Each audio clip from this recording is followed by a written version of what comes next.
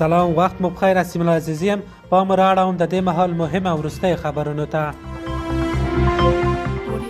عامه روغتیا وزارت د نړیوالو ادارو په مالي ملاتړ د پولیو واکسین 5م فرعي ملي کمپاین نن پیل کړ. د عامه روغتیا وزارت د ویان د دفتر له معلوماتو له مخې 4 ورځو لپاره د هیواد په مرکز، سویل ختیځ، لویدیځ، سویل ختیځ، شمال او شمال ختیځ حوزو د 14 ولایتونو په 148 ولسوالیو کې پیل کیږي چې په بهیر کې به شاوخوا 9.2 میلیونه له 15 کلونو کم عمره ماشومان واکسین شي.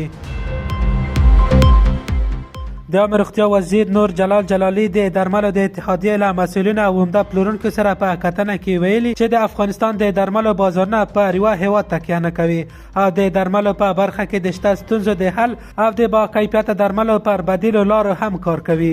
د عامه روغتیا وزارت په خبره کړې خبرپاڼه کې ویلي چې په دې کتنه کې د درملو د بیې کنټرول، د احتراق مخنیوی او په بازار کې د لوړ کیفیت لرونکو درملو شتوالی او مدیریت په اړه خبرې شوې.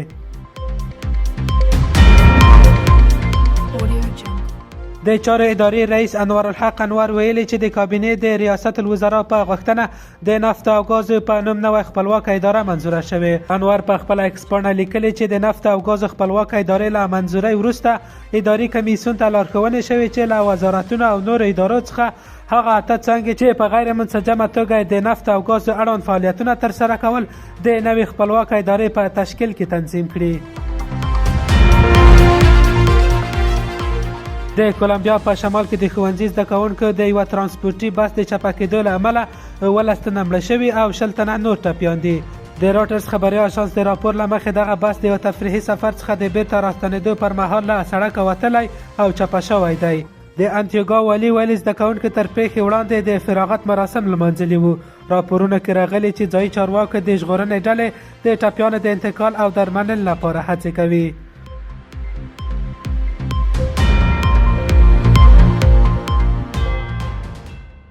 او وروستی خبر مو هم روټرز خبري اژانس ویلي چې د استرالیا د سیډني په بونډي ساحل سیمه کې پر یهودانو د ډزو په پیښه کې وژل شوي شمېر 15 او د ټپیانو شمېر 40 ته لوړ شوی. د راپور له مخې پولیسو نن ویلي 2 تنه مشکوک برید کوونکي پلار او زوی وو. قدرمن اوریدونکو خبرونه مو همدومره وو. تر بیا ښې چارې.